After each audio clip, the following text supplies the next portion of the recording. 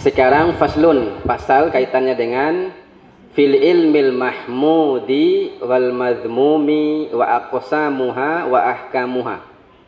Jadi pasal tentang ilmu-ilmu yang terpuji dan ilmu-ilmu yang tercela, pembagian-pembagiannya, wa ahkamuha, dan hukum-hukumnya. Di sini inti, bisa dikatakan inti pembahasan pada bagian pertama ini adalah ini, di pasal yang ini. Kalau mungkin masalah keutamaan ilmu, belajar agama itu sudah sering kita dengar. Tapi ini yang langka ini, yang dia butuh ilmu benar-benar ini. Jadi pembagian-pembagian ilmu, ya. Beliau mengawali pasal ini dengan satu hadis Nabi yang sudah kita baca, yang sudah saya baca tadi, yaitu thalabul ilmi faridotun ala kulli muslim. Belajar ilmu wajib bagi setiap muslim. Nah, ini yang perlu ditafsil, yang perlu dirinci, kata beliau. Sebab tidak semua ilmu itu wajib. Nah, itu maksudnya. Makanya beliau agar tidak salah paham dengan hadis ini, biar tidak pukul rata, maka di sini ada perinciannya. Ilmu seperti apa sih yang wajib itu maksudnya. Nah, dasar beliau dari hadis ini. Hadis ini riwayat Imam Ahmad, ya, riwayat Imam Ahmad.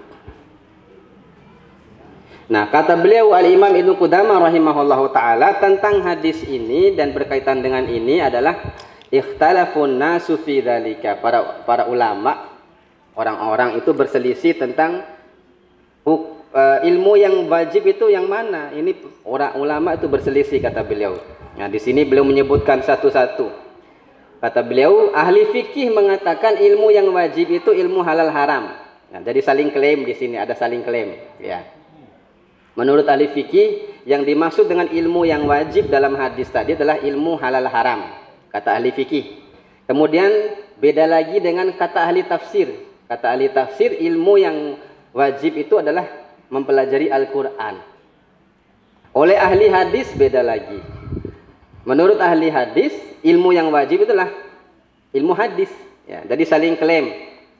Begitu juga orang-orang sufi. Orang-orang sufi mengatakan ilmu yang wajib itu adalah ilmu ikhlas dan afatun nufus, dan perkara-perkara yang merusak jiwa. Itu ilmu yang wajib menurut orang-orang sufi. Kemudian menurut mutakallimun, ya ilmu kalam. Jadi saling klaim di sini, ya. Menurut mereka saling klaim. Maka di sini kata Imam Ibnu Qudamah Al-Maqdisi rahimahullah mengatakan ila ghairi dzalika min aqwali allati laisa fiha qaulin mardiyun. Dari semua pendapat yang ada ini tidak satu pun yang memuaskan, kata beliau.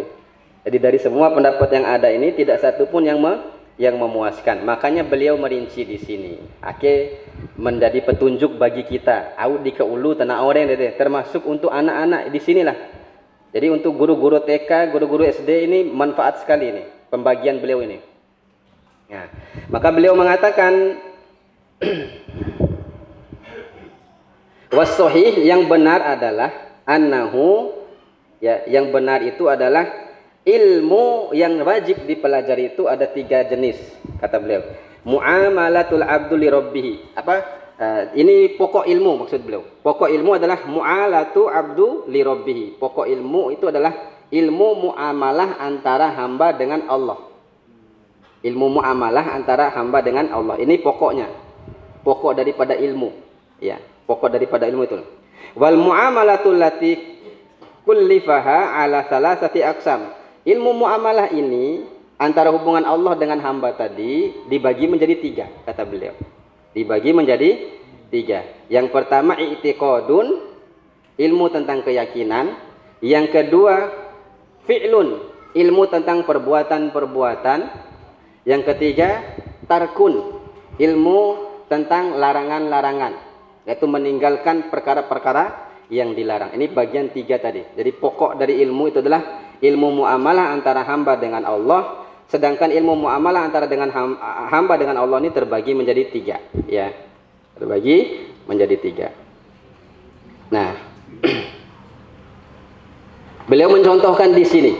Beliau mencontohkan biar kita ini paham gitu maksudnya.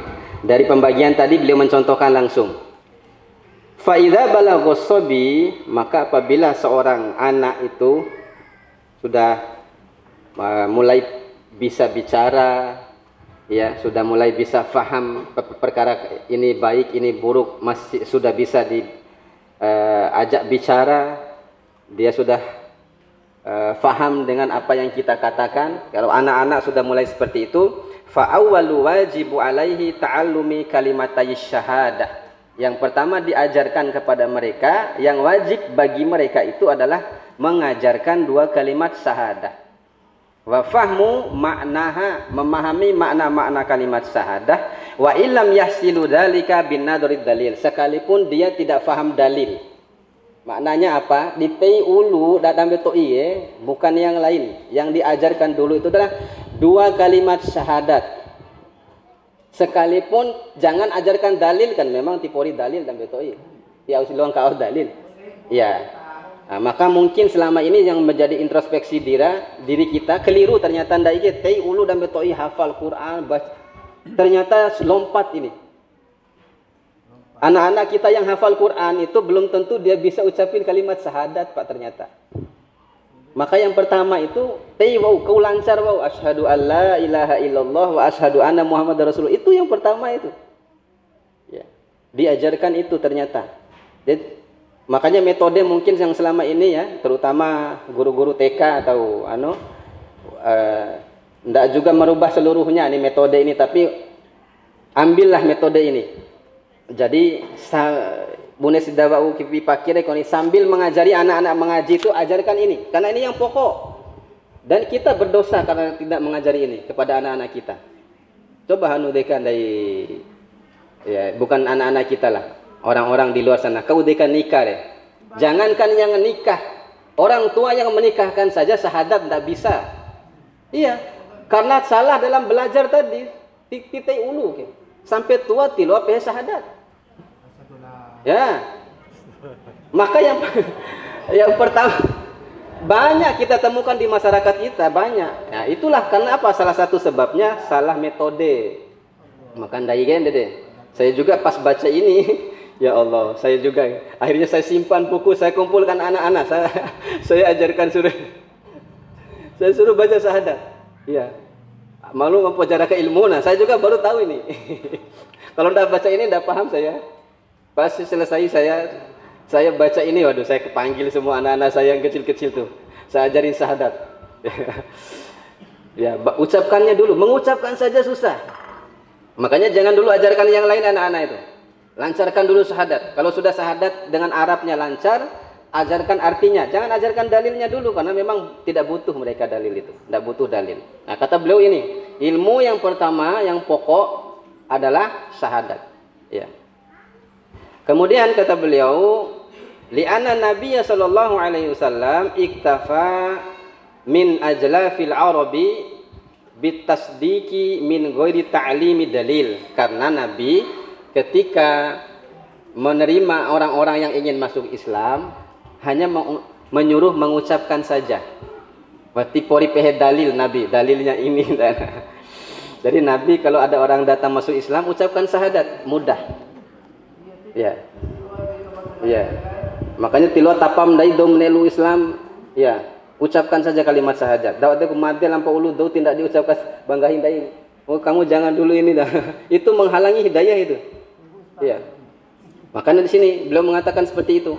Jadi yang pertama itu ajarkan, karena Nabi ketika menerima keislaman orang-orang Arab Badui itu tidak mengajarkan dalil, tapi hanya sekedar mengucapkan dulu. Nah, ini ada perbedaan antara akidah kita Ahlussunnah wal Jamaah dengan akidah Asy'ariyah.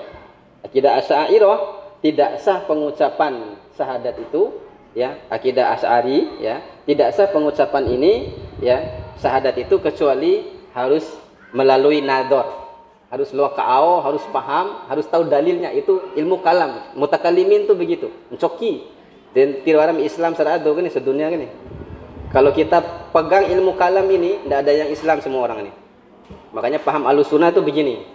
Sebagaimana yang diajarkan oleh Al-Imam Ibnu Qudamah Al-Maqdisi Al-Hambali. Jadi seorang mengucapkan syahadat sudah cukup. Dia belum wajib pada saat itu untuk paham dalil, loka'au, tiwarana. Tidak dituntut, kata beliau. Kemudian kata beliau, fadzalika fardu waktun, fadzalika fardul wakti, karena yang wajib pada saat itu bagi orang itu mengucapkan syahadat saja, karena donelu Islam umpama itu, atau tadi anak kecil tadi. Karena yang wajib pada saat itu hanya mengucapkan saja, yang wajib pada saat itu kata beliau. Ya. Summa yajibu alaihi nazar wal istidlal, nanti setelah dia mengucapkan itu barulah dia mulai belajar sedikit-sedikit, merenungi dan mengetahui dalil-dalilnya. Ya. Jadi tidak dituntut tahu dulu, hafal dulu, tahu dalil dulu baru syahadat, enggak. Tapi syahadat dulu baru tahu nanti dalilnya. Ya. Seperti itu. Kemudian fa idza jaa waktu shalah wajib alaihi ta'allamut thaharatu was shalah. Nah, termasuk tidak wajib tadi orang yang mau masuk Islam itu kita ajarkan salat dulu. Tidak wajib, salah tuh. Ain panat teh sembiah wau sawatib syahadat nata.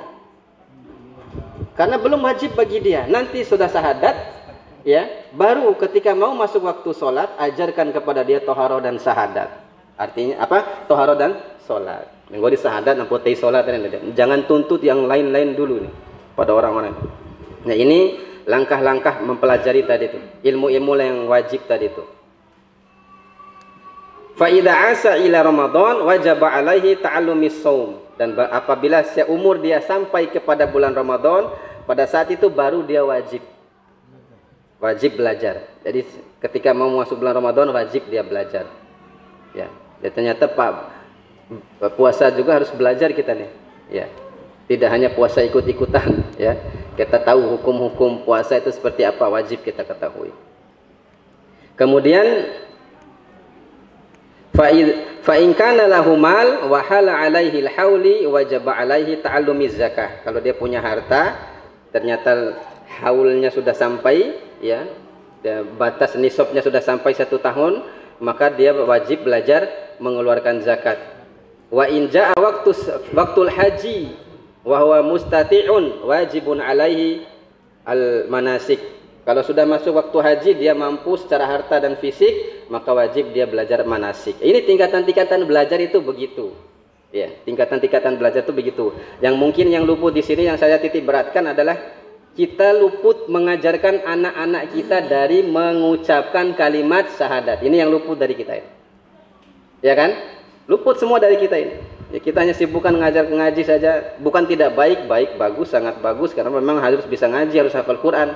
Tapi amat disayangkan kita sudah, anak-anak kita sudah hafal juz 30, suruh syahadat saja tidak bisa. Tahu arti syahadat saja tidak tahu. Maka mungkin di sini, ya, kebetulan ada ustadz-ustadz, ya, dari yang di pondok juga kan ada TK-nya, ya. Itu metode itu usahakan itu. Nah itu makanya karena dari kecil tidak diajarkan. Cara guru nih. Ya. Pala ede berarti bade deh. Badalan ya. Aki or bade kan nih insyaallah. Cara guru berarti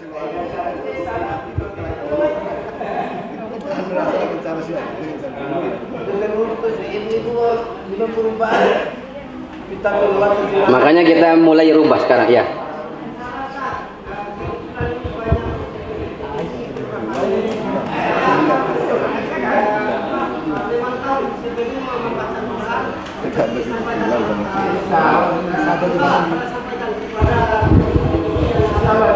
Ya, harus itu tugas seklu romore. Tugas dosa itu tiskennya seklu ya. Kamburu ponto itu dosa. Borenya itu ilmu ke harus di TPK kita harus turun itu di setiap TPK itu. Baru seklu saja begini, apalagi jadi lurah, ini luar biasa ini. Ya, madam promosi ya. Ya. Jadi ini metode belajar itu. Yang wajib itu dari syahadat. Ya, dari syahadat. Ini tentang apa yang kita ajar. Kemudian yang kedua kaitannya dengan at-tark, ilmu-ilmu yang berkaitan dengan amalan muamalah kita dengan Allah itu yang wajib ditinggalkan. Yang wajib ditinggalkan. Ya, beliau mengatakan fahuwa bihasbi ma yatajaddidu minal ahwal. Ya, tergantung tingkatan-tingkatan manusianya juga. Kata beliau di sini, ya, Karena misal ya, idla yajibu 'alal a'ma ta'allumi ma yuharimun nadhar ilaihi. Seperti contoh, ya, orang yang buta yang tidak perlu kita ajarkan menundukkan pandangan. Kan tipe ditundukkan pandangan dong Buddha ya. Ya. Ya, termasuk orang yang bisu kata beliau di sini yang tidak perlulah kita ajarkan jaga lisan, ain untuk kihadau, ain gosip, betul dompongi aku punya cara untuk. Nah, ilmu-ilmu. Jadi intinya begitu juga termasuk di sini beliau mengatakan kalau di negeri itu termasuk menyebar masalah riba, minum khamar, itulah yang diutamakan itu, yang diajarkan kepada masyarakat, diedukasi, ya. Karena kerusakan. Jadi intinya adalah ilmu meninggalkan ini adalah sesuai dengan tingkatan masyarakat yang ada di situ, au penyakit masyarakat, ya. Itu yang diajarkan kepada mereka, seperti itu. Jadi kalau riba itu haram, ya kasih tahu koperasi haram, riba itu koperasi, ngoakan dia masyarakat ya, biar tahu masyarakat itu, dan seterusnya dan seterusnya.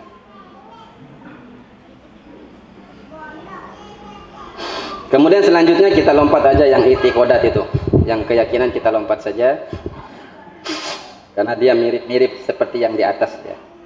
Ya, kita masuk ke ilmu yang fardu kifayah. Itu ilmu fardu ain tadi tuh. Jadi maksudnya adalah ilmu fardu ain itu adalah sesuai dengan tingkatan-tingkatan kefarduan amal itu sendiri. Ya, jadi kalau seorang itu sudah mau balik, anak kecil, yang wajib bagi dia belajar syahadat dan mengetahui makna-maknanya, itu maksudnya. Begitu juga seorang kita ini kan sholat kan fardu ain, berarti belajar sholat juga fardu ain. Makanya nanti ada Ustadz Mujahid yang akan membahas fikih nanti. Fikih, dengan Safinatun Najah, fikih Safi yang kita belajar nanti itu. Yang dasar, yang sudah banyak masyarakat sekitar kita pemahaman seperti itu, ya. Begitu juga puasa, karena puasa fardu ain, wajib belajar puasa itu. Fikih puasa wajib dipelajari. Karena fardu ain. Jadi di sini maksudnya adalah ilmu yang fardu ain itu sesuai dengan tingkat kefarduannya kepada orang itu. Ya. Makanya di sini yang dituntut itu adalah kita belajar yang fardu ain dulu. Ya. Kemudian fardu kifayah, kata beliau yang fardu kifayah, fahuwa kullu ilmun. Ya. Semua ilmu fakulu ilmin ya. Semua ilmu la yustaghna anhu fi qawami umurid dunia. Ilmu yang dibutuhkan untuk menguatkan urusan dunia. Jadi ada juga ilmu-ilmu dunia ini yang menjadi fardu kifayah. Yang menjadi dasar ilmu yang fardu ain itu ilmu agama, jelas ya, ilmu agama. Tapi tingkatannya itu tadi. Nah, ilmu dunia ada yang fardu kifayah. Di antara ilmu dunia ada yang fardu kifayah. Khatib, contohnya seperti ilmu kesehatan, ilmu kedokteran. Sebab kalau tidak ada dokter, tidak ada orang yang paham kesehatan, sakit semua kita ini. Ya, susah morir, supusra. Ya. Maka di sini belum mengatakan idhuwa daruri, karena kesehatan ini adalah sangat penting. Fiha jati biqail abadan, untuk mempertahankan kesehatan badan. Ala sihhati ya. Jadi untuk mempertahankan kesehatan badan kita perlu ilmu kesehatan. Wal hisab termasuk ilmu fardu kifayah menurut beliau, ilmu hisab, ilmu hitung, matematika kalau bahasa Sunda. Itu juga fardu kifayah, kata beliau. Kenapa? Karena dia selain menguatkan urusan dunia, dagar, hanundai segala macam, kan harus badereke. Termasuk bagi seorang ustadz itu, karena dia bermanfaat untuk ilmu waris, itu semuanya harus ada matematikanya. Maka dia masuk kepada ilmu fardu kifayah. Nah, beliau mengatakan fahadhil ulum, ilmu-ilmu ini yang kita sebutkan tadi, lau khalal biladi amman yaqumu biha harija ahlul biladi. Kalau di satu negeri tidak ada yang tahu ilmu-ilmu ini, berdosa semuanya. Ilmu matematika, ilmu kedokteran, ti orang pade dosa serah. Karena dia fardu kifayah. Sebaliknya wa idza qama biha wahidun. Sebaliknya kalau ada satu orang saja yang faham, yang tahu tentang ilmu itu, ya kafa wa kafa, maka sudah cukup. Wa saqata al fardu anil bakin, maka yang lain tidak wajib lagi belajar. Ya, tapi rasanya sekarang ini sudah banyak ya yang tahu matematika, yang tahu ilmu hisab ya. Bahkan matematika sudah mudah ini, sudah ada kalkulator ya sekarang ini. Nah, termasuk ilmu yang fardu kifayah ya. Beliau masukkan di sini adalah usulus shanaat aidon min furudil kifayah, yaitu ada pekerjaan-pekerjaan tertentu yang kaitannya dengan dunia ini fardu kifayah. Yang pertama beliau menyebutkan kalfallah, seperti petani, bertani, itu fardu kifayah itu. Bertani, sebab kalau tidak ada petani, tidak ada yang bisa diwarak dingahan nih. Pala ada madawar ore kan petani kan nih. Ya, pahu orang kone dorong kuda kayak gitu. Orang sewi ore zaman nakali kan nih. Bere kone sasarama dorong ge arat kota ge ore lalu petani. Ya. Ya. Jadi petani ini fardu kifayah ya, karena dia berkaitan dengan kebutuhan manusia. Jadi sebagai petani dia coba manu ya percuma tahu wara nih tiada dingah dulu ngah piti ya. Kemudian kalfalah wal hayakah, ilmu tenun juga termasuk fardu kifayah. Tenun, aku ngaran Muna, karena dia kaitan dengan pakaian. Orang kalau tidak ada pakaian kan tidak bisa menutup aurat. Ya, kalau tidak ada menutup aurat, jadi sarana itu menjadi sebuah kewajiban.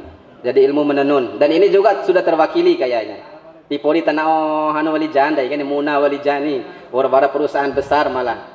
Iya kain tontonan dari do kain. Tinggal tahu dia mesin, lalu sa kafarufola, lalu kain mau model apa itu semua. Jadi sudah sepertinya zaman sekarang sudah tidak begitu lagi. Balil hijamah, beliau memasukkan juga termasuk ilmu bekam fardu kifayah. Ya, jadi ilmu bekam juga fardu kifayah. Beliau memasukkan di sini. Kenapa? Alasannya fa innahu law khalal biladi anil hijam, karena kalau tidak ada orang yang bekam di negeri itu, pembekam, la asraul halak ilaihi, maka mudah sakit orang-orang di situ. Jadi mudah sakit, mudah hancur, mudah binasa lah misalnya.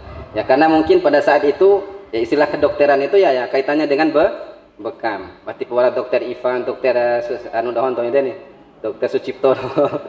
Nah, jadi beliau memasukkan ilmu bekam itu termasuk di dalam tadi ilmu fardu kifayah. Ya, rendai ke sudah ahli bekam semua ini. Ada juga spesialisnya, ya, spesialisasi bekam. Ya. Jadi beliau memasukkan bekam ini di ilmu yang fardu kifayah. Fa innal ladzi anzalad da, ya karena Allah yang menurunkan penyakit, anzalad dawa juga menurunkan obat. Fa arsada ila istimalihi, maka Allah mengarahkan kita, memberi petunjuk untuk menggunakan tadi hijamah tadi. Ya makanya Nabi menerima waktu Nabi terima wahyu salat itu sekaligus Nabi diajarkan oleh Jibril untuk bekam. Wahai Muhammad, ya, ajarkanlah umatmu untuk berbekam. Karena dalam hadis Nabi mengatakan kesembuhan itu ada di 3 tempat. Yang pertama adalah al-asal, madu, minum madu. Itu obat. Yang kedua adalah kai, menempelkan besi panas di tubuh. Dulu tuh kai itu. Ya, sekarang juga masih ada yang pakai metode kai ini. Saya lihat di Facebook itu. Jadi barang kanistrika.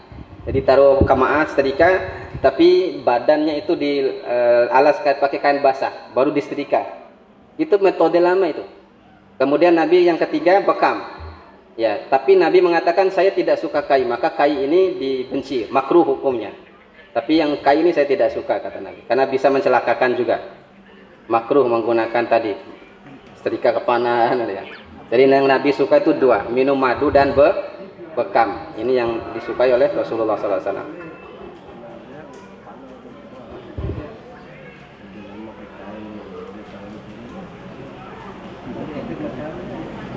Nah, ini diantara ilmu-ilmu yang fardu kifayah. Beliau juga ada memasukkan di sini ilmu yang mubah, lo di tanah rawati, seperti ilmu syair, ilmu sejarah, itu ilmu-ilmu yang mubah, boleh dipelajari dan boleh tidak. Ada juga ilmu-ilmu ya, ilmu-ilmu yang tercela. Ilmu-ilmu yang tercela. Ka ilmi sihri, ilmu sihri, seperti ilmu sihir. Ya, ini tidak boleh belajar mengajar ilmu sihir. Ini haram bahkan. Bahkan dalam pembahasan pembatal keislaman, salah satu pembatal keislaman di antara Islaman 10 itu adalah belajar dan mengajarkan ilmu sihir. Ini haram, bahkan menjadikan seorang menjadi kufur. Makanya dalam surat Al-Baqarah itu Allah berfirman, "Wattaba'u ma tatlu syayatinu ala mulki Sulaiman wa ma kafaru Sulaiman walakinna syayatina kafaru yu'alimunan nasa sihra wa ma unzila 'alal malakaini bi Babil Harut wa Marut," dan seterusnya sampai akhir ayat. Jelas ayat ini menjelaskan, dan para ulama, jumhur ulama termasuk Ibnu Taimiyah menjadikan dalil ayat ini mengatakan orang yang belajar dan mengajarkan ilmu sihir itu batal keislamannya, kafir ya. Tidak boleh kita belajar dan mengajarkan ilmu sihir. Dan ilmu ini termasuk ilmu tercela. Termasuk ilmu tilmisat, hipnotis. Sekarang ini udah sampai ada metode pengobatan hipnotis. Tidak boleh. Dilarang, haram hukumnya. Wa talbisat, ilmu-ilmu sulap, talbis, merubah sesuatu, menipu sesuatu, tidak boleh juga. Tidak boleh dipelajari. Iya, iya. Tidak boleh dipelajari.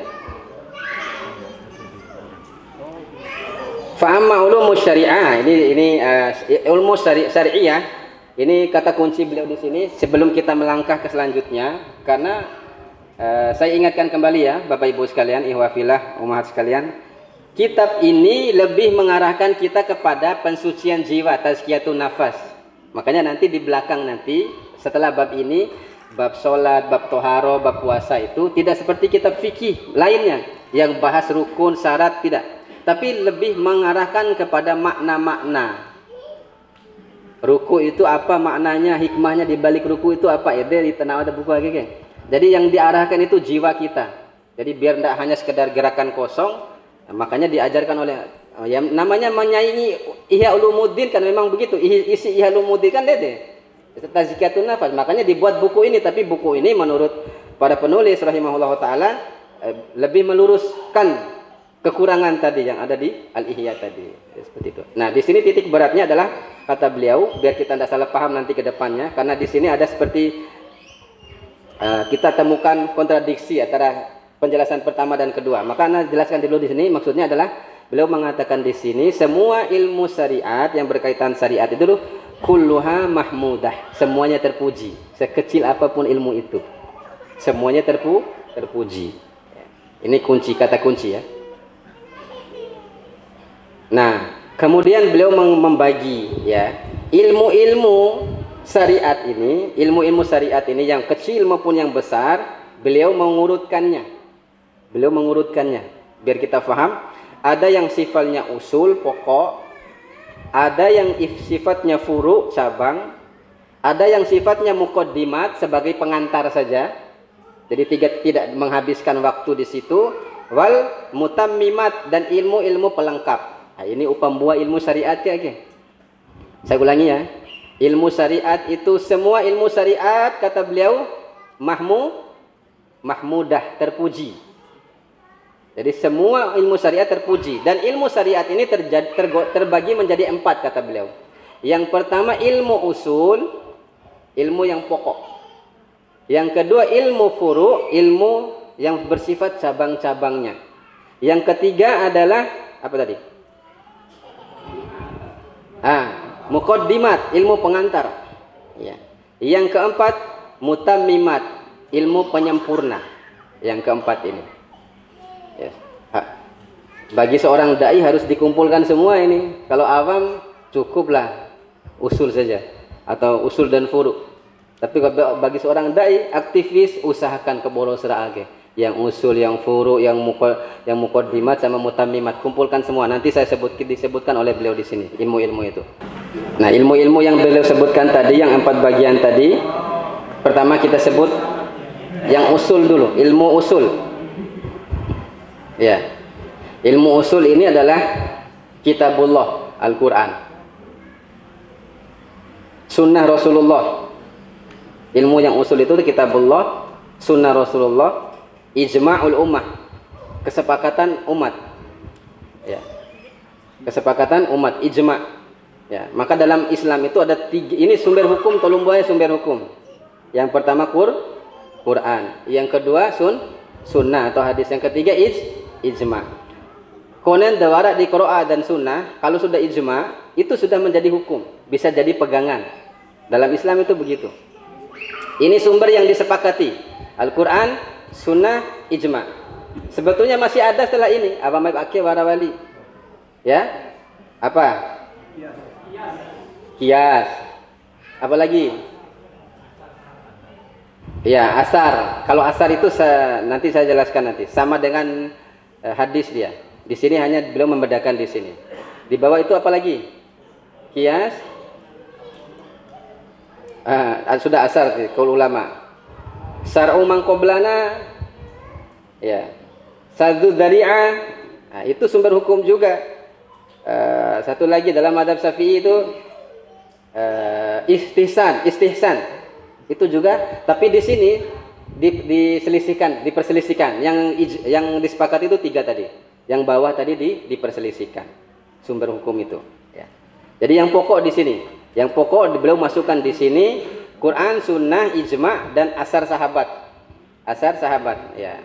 Nah di sini juga perlu anda jelaskan. Kalau disebut asar dalam kitab-kitab nanti kalau kita temukan disebut asar itu secara umum itu maknanya bisa dua, bisa hadis, bisa perkataan sahabat. Itu arti asar. Secara umum itu hadis itu ya asar juga. Para ulama sebagian menyebut hadis itu asar. Tapi secara khusus asar itu adalah perkataan para sahabat. Itu maknanya. Ini yang pertama, yang usul. Kemudian yang cabang adalah yang furu'. Ma fuhima min hadhil usul min ma'ani, ya, tanbihat lahal uqul hatta fuhima minal lafzi al mafdudu wa ghairihi kama fahmi min qawlihi la yuqdi al qadi wa huwa ghadbanin. Ya. Ilmu usul itu adalah ilmu untuk memahami, ya, ilmu furu itu ilmu untuk memahami yang usul tadi. Memahami Al-Quran, memahami sunnah itu masuk kepada ilmu yang furu. Nah, seperti contoh di sini. Ya, sabda Nabi sallallahu alaihi wasallam, la yaqdiyal qadi wa huwa ghadbanin. Seorang qadi itu tidak boleh memutuskan hukum, menjatuhkan palu. Jadi seorang qadi tidak boleh memutuskan hukum dalam keadaan lapar. Au hidolokoka. Itu panas sidang hidas loko. Ya. Ya. Ngahawau. Ya. Nah, oleh para ulama, ini titik berat beliau nih. Imam Ibnu Qudamah. Orang ulama yang mendalam ilmunya, mereka tidak hanya menilai hanya dohir hadis. Jadi maksudnya ini bukan hanya lapar, bukan hanya dalam keadaan bukan hanya marah, ya, tapi juga masuk annahu la yaqdiya ja'ian. Masuk dalam hal ini adalah tidak boleh memutuskan perkara dalam keadaan perut lapar. Sama belum buare tadi kan. Nabi tidak sebut lapar, tapi Nabi lapar nih dia maksudnya. Nah, tapi maksud daripada marah di sini tidak hanya marah secara lafaz. Apa-apa yang mengarahkan kepada seseorang itu bisa kurang akal, kan hidolokora mana? Kurang akal tibaena dai. Ya. Ya, tibaena ya. Saya pernah puasa lagi jualan di lapak itu, puasa. Orang beli pakai uang 50.000, saya kembalinya 100.000, nggak puasa sih. Allahu Akbar. Orang iya. Pala jujur dong beli ini dia balik kendake Ustaz. Pilih sebenarnya beli 100.000, piti mata 50.000. Oh iya. Terima kasih. Begitu. Orang yang sudah bayar saya bilang belum bayar. Ede wali merepo. Karena lapar. Nah, makanya ini maknanya marah ini tidak hanya marah tapi juga yang semakna dengan itu. Ini namanya ilmu yang furu tadi, yang dituntut, yang harus dipelajari sebagai pelengkap Al-Qur'an Sunnah tadi itu. Yaitu memahami apa yang ada di balik makna zahirnya itu. Jadi kalau tidak boleh qadi memukul, palu atau memutuskan perkara dengan dalam keadaan marah, maka sama juga tidak boleh dalam keadaan lapar. Seperti itu.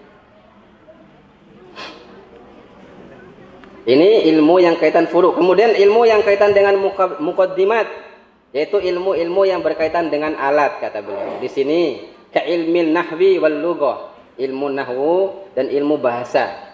Ilmu bahasa, tata bahasa, nahwu dan tata bahasa. Ya, jadi ini masuk ke dalam ilmu muqaddimat, pengantar. Ya. Ilmu pengantar. Maka jangan usahakan belajar bahasa Arab ini sampai mati. Ya. Maksudnya sampai harus bisa keroci keluar bahasa Arab deh. Karena ini ilmu pengantar. Ya. Ilmu pengantar. Makanya coba antum tahu bahasa Arab itu jangan monoton. Ya, anak dohoge beruntung anak dohoge nih angkatan ulu-ulu. Jadi langsung belajar baca kitab. Ya. Langsung belajar baca kitab. Jadi roci dikani ilmu deh. Ya, gampang, cepat kita pakai. Nah, ilmu semua ini ilmu muqaddimat, ilmu bahasa Arab, ilmu nahwu dan seterusnya. Kemudian mana nih? Fa innahuma alatul ilmi kitabillah wa sunnah Rasulillah sallallahu alaihi wasallam. Karena keduanya ilmu yang mendukung pemahaman tadi, kitab Allah dan sunnah. Kemudian yang terakhir adalah ilmu pelengkap. Ilmu pelengkap mutammimat, yaitu seperti ilmu qiraat. Ilmu qiraat itu ilmu pelengkap. Ilmu qiraat wa makharijul huruf, ilmu tentang makharijul huruf. Ya, ilmu pelengkap. Kal ilmi bi asma'ir rijal al hadis, ini kaitan dengan ilmu hadis seperti ilmu perawi-perawi hadis, nama-nama perawi, apakah ini tercela, diterima hadisnya dan seterusnya. Ya. Fahadihi ulumus syar'iyyah, ini dah ya ilmu-ilmu syariah yang semuanya terpuji. Jadi sekalipun dia bertingkat-tingkat tetap saja dia terpuji. Ini diantara pembagian beliau ya. Pembagian beliau tentang ini. Atau ada yang bertanya dulu biar Anda tidak melulu ngomong. Biar tidak bosan.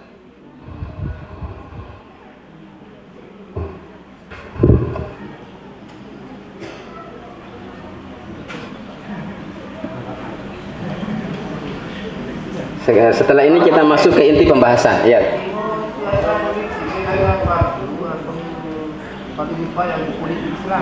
Bisa jadi fardu kifayah, dia masuk ke fardu kifayah tadi, karena dia ahwalud dunia, ilmu kaitannya dengan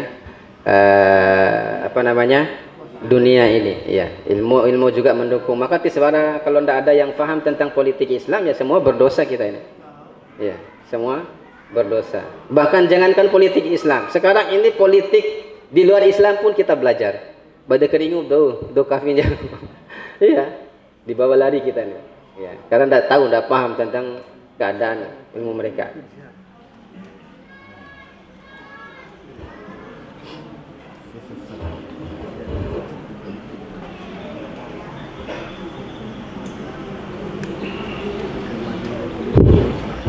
Masih berapa jam? Jam? Hah? Hah? Oh masih jam berapa sekarang? Sebentar ya. Oh ya, nah, kita lanjutkan mungkin. Saya kira jam sudah masih lama ya. Sama kita lanjutkan aja karena ini masih banyak ini yang kita mau sampaikan. Iya. Saya kira sudah masih lama waktunya. Nah, di sini ada inti pembahasan, bisa dikatakan inti pembahasan adalah penekanan, sisi penekanan. Karena sekali lagi ini kembali ke masalah ilmu tazkiyatun nafas tadi. Ini intinya. Pasal selanjutnya adalah ilmu muamalah tadi, yang awal tadi, yang kita bahas dari awal, ilmu muamalah tadi yang dibagi-bagi itu.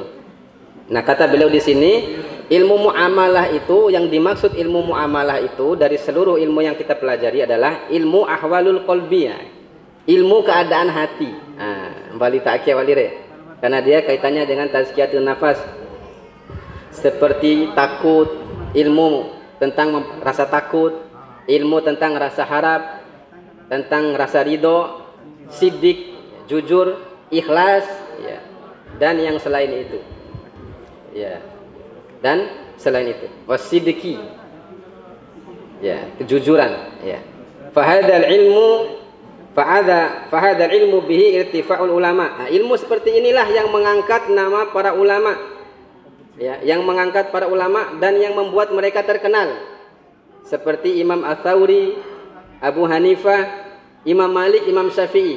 Jadi yang membuat ulama-ulama salaf kita terkenal itu bukan hanya sekedar fikihnya tadi, fikih salatnya, fikih puasanya, fikih zakatnya, bukan. Tapi yang membuat mereka terangkat dan terkenal bahkan sampai hari kiamat nanti adalah karena dalam jiwa mereka itu ada ilmu yang tersembunyi tadi, ilmu ikhlas, ya, ilmu ridho, harap, rasa takut kepada Allah. Karena ini inti pembahasan tadi. Makanya di belakang itu beliau menekankan, beliau mengkritik para ulama yang terlalu dalam membahas masalah dohir, mulai masalah kalalai, masalah fikih, A sampai Z dibahas, tapi masalah hati ditinggalkan. Inilah dikritik oleh beliau. Makanya ini maksudnya kaitan buku Tazkiyatun Nafas itu dikritik oleh beliau. Nah, sampai beliau mengatakan kalaupun ada ulama sekarang ini yang disebut ulama atau fuqaha tidak akan mampu melebihi tingkatan mereka tadi. Ya, karena standar ulama, standar fuqaha sekarang ini sudah turun menurut beliau. Itu bukan zaman kita ya, tapi zaman beliau 600 Hijriah ini. Apalagi ini 1400 berapa kita? 445? 46. Sudah masuk 1400 separuh, sudah 1000 lebih. 800 lebih tahun. Ya, sekali jauh. Pada saat itu saja level ulama, level fuqaha itu sudah turun kata beliau di sini. Apalagi sekarang tambah jauh lagi. Nah, yang membuat mereka dulu terkenal itu tadi ininya, bukan teori yang di luar tadi, tapi ini jelas. Makanya terkenal mereka. Nah, sekarang sudah turun level itu. Nah, di sini beliau mengatakan wa anta tajidul faqih yatakallamu fi dzihar. Maka kamu bisa saja kamu bertemu dengan seorang yang faqih, dia mengajarkan berbicara tentang zihar. Dari A sampai Z dia paham zihar. Zihar itu paham zihar. Apa itu zihar? Ya. Itu dalam surat Al-Mujadilah. Alladzina yudhahiruna benar? Saya lupa saya. Jadi zihar itu adalah seorang suami mengatakan kepada istrinya, kamu itu seperti punggung ibuku. Jadi dia mengharamkan istri itu dengan cara menyamakan istri dengan ibunya. Ya. Alladzina yudhahiruna minkum min nisaihim ma hunna ummahatihim in ummahatuhum illa allai waladanahum. Yaitu orang-orang yang menzihar istri-istri mereka padahal istrinya itu bukan ibunya, padahal ibunya itu yang melahirkan mereka. Jadi kalau sudah terlanjur mengatakan itu namanya zihar. Tidak boleh berhubungan badan, haram. Haram itu. Kapan bisa sah? Dijelaskan pada ayat selanjutnya. Kapan bisa kembali berhubungan badan? Yaitu alladzina yudhahiruna minkum min alladzina yudhahiruna min nisaihim tsumma ya'uduna ila qalu fatahriru raqabati min qabli ayyatamasa.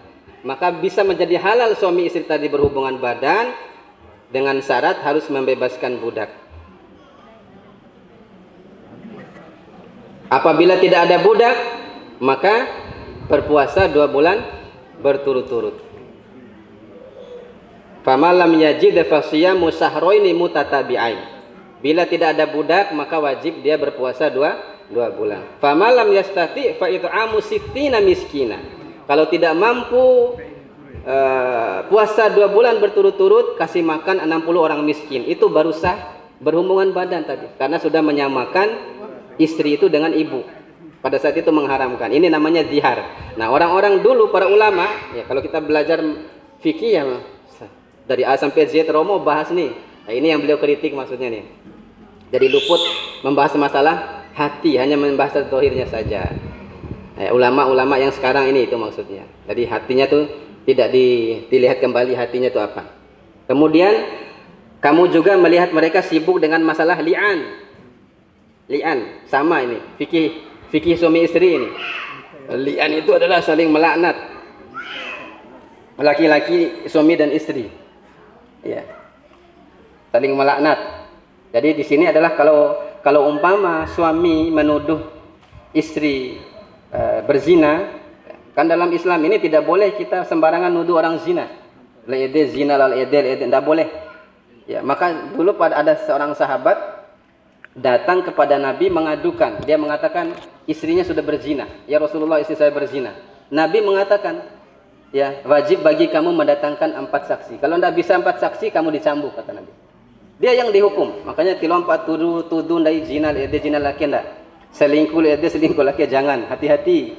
Kita nanti yang kalau hukum Islam kita yang dicambuk itu. Jadi karena wajib mendatangkan 4 saksi.